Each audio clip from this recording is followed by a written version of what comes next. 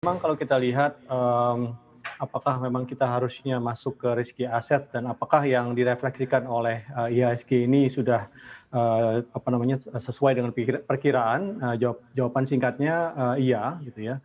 Walaupun tentunya kalau dalam memasuki risky asset ini, kami tetap menyesuaikan dengan objektif dan mandat dari masing-masing funds atau investor.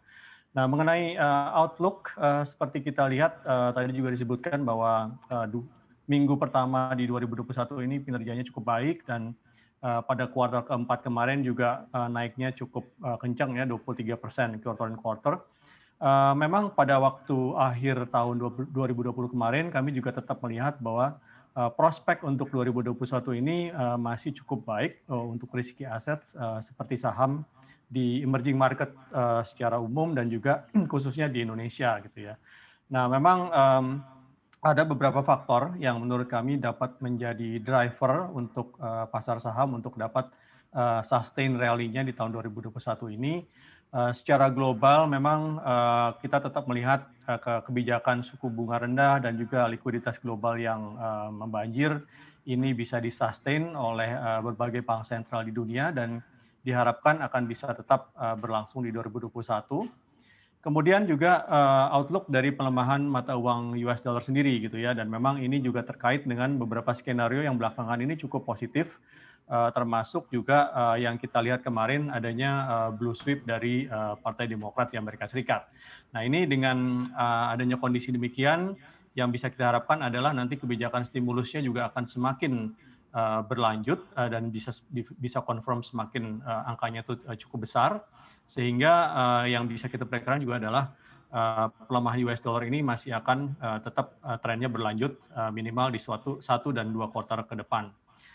Dan yang ketiga yang kita lihat juga tentunya adalah ekspektasi atas pemulihan ekonomi dari resesi global akibat pandemik tahun lalu, terutama dengan progres dari vaksin yang menurut kami adalah menjadi cukup game changer ya dari outlook pemulihan ini pada kuartal keempat kemarin. Nah, khususnya untuk Indonesia dan IHSG, faktor-faktor di atas tadi tentu akan berpeluang untuk mendorong inflow kembali ke risky assets seperti equity di emerging market dan khususnya Indonesia. Nah, realnya itu seperti apa gitu ya, Indonesia akan kedapatan aliran dana atau tidak gitu ya. Menurut kami juga prospeknya cukup baik gitu ya, cukup promising.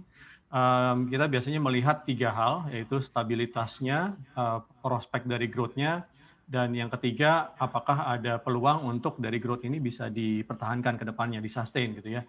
Dan sebetulnya kita punya beberapa resep gitu ya, beberapa driver yang juga tahun ini ternyata cukup baik. Yang pertama dari sisi stabilitas, kita lihat bahwa low interest rate environment ini juga cukup menjaga kestabilan dari rupiah sendiri gitu ya. Bahkan ini kan cenderung trennya belakangan ini sedikit menguat dan ini memang sedikit banyak juga benefiting dari US dollarnya yang melemah.